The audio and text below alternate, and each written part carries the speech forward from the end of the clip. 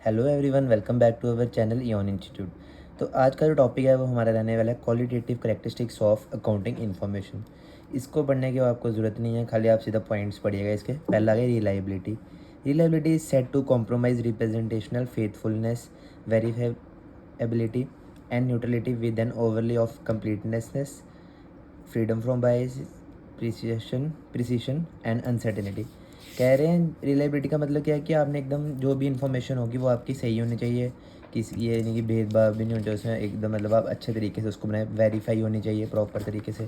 Neutrality मतलब कि कोई ऊपर नीचे नहीं होनी चाहिए, सही होनी चाहिए एकदम, ठीक है। Financial statement are not neutral. Financial statement जो है वो न्यूट्रल नहीं है। इफ़ बाय द सिलेक्शन और प्रेजेंटेशन ऑफ इंफॉर्मेशन, कब हो सकता है वो?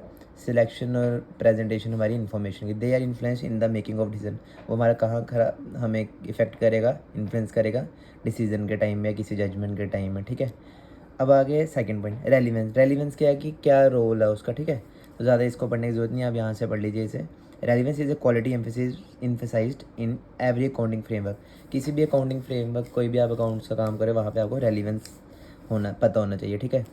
द रेलिवेंस ऑफ इन्फॉर्मेशन, यहाँ से पढ़ लीजिए, ठीक है, यहाँ से पढ़ लीजिए। To be relevant, accounting information must be capable of making a difference in a decision by helping users to form predictions about the outcomes of past, present and future events.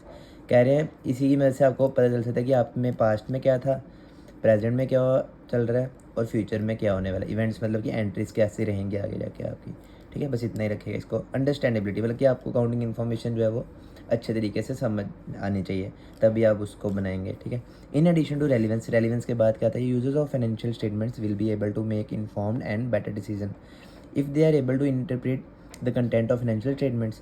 कह रहे हैं अगर जब आप रेलिवेंस का जो next topic है वो क्या है, स्टेप क्या है, यूज़र जो है फाइनेंशियल स्टेटमेंट उनको पता होना चाहिए कि हर एक उसका अपने फाइनेंशियल स्टेटमेंट के बारे में पता होना चाहिए, क्योंकि उनको बेटर डिसीजन लेना पड़ता है और उनको पूरा का पूरा अच्छे तरीके से कंटेंट पता होना चाहिए फाइनेंशियल स्टेटमेंट का, ठीक है। Understandability is about communicating and intended meaning. Understandability का मतलब क्या है कि ईजिली जिसको समझ आ सके, मतलब इसका समझ सके हम, ठीक है। इसको आप यहाँ तक कर लीजिएगा, फिर इसको आप यहाँ तक कर लीजिए, ये वाला यहाँ तक कर लीजिए। कंपेरेबिलिटी क्या है? Another important character of accounting information, compare करना। लास्ट ईयर की परफॉर्मेंस को आपने नेक्स्ट ईयर की या करंट ईयर की परफॉर्मेंस का कंपैरिजन करना, देख लीजिए, ठीक है। ये कंपैरिजन आ गया आपका, बस इतना से था, ठीक है। या फिर आप किस अपनी एंटरप्राइज को दूसरी एंटरप्राइजेस के साथ अकाउंटिंग इन्फॉर्मेशन के थ्रू आप कंपेयर कर सकते हैं, ठीक है।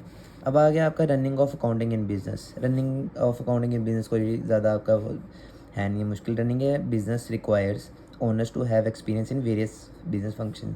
एक मालिक होना चाहिए जिसको एक्सपीरियंस होना चाहिए कि बिजनेस के काम कैसे करते हैं। वो प्रोड्यूस करेगा गुड्स और सर्विसेज, कंडक्ट करेगा इकोनॉमिक फोरकास्ट, क्रिएट करेगा मार्केटिंग स्ट्रेटजी और accounting for financial information are just a few ये उसकी रिस्पॉन्सिबिलिटी है, बस इतनी सी।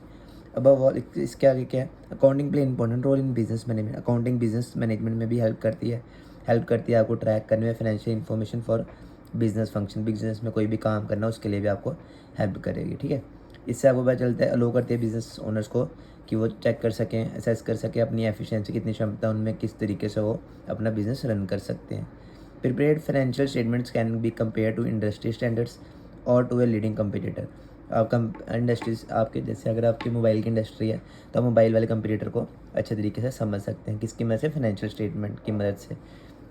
बस इतना ही करिएगा, ज़्यादा करने की ज़रूरत नहीं है इसको, ठीक है। तो इसी के साथ इसका जो नेक्स्ट टॉपिक है वो है अकाउंटिंग टर्मिनोलॉजी। अकाउंटिंग टर्मिनोलॉजी का मतलब है कि जो मैंने आपको टर्म्स पहले पढ़ाई थी, बिजनेस ट्रांजैक्शंस, एसेट्स क्या होते हैं, लाइबिलिटीज़ क्या होती हैं, ठीक है, ये सब वही है। तो ड्राइंग्स क्या होती हैं, उसके बाद आ गया आपका रिसिप्ट, तो बताइए आपको क्या होता है, जो बिल के बाद हम बिल काटने पे मिलती है हमें रिसिप्ट।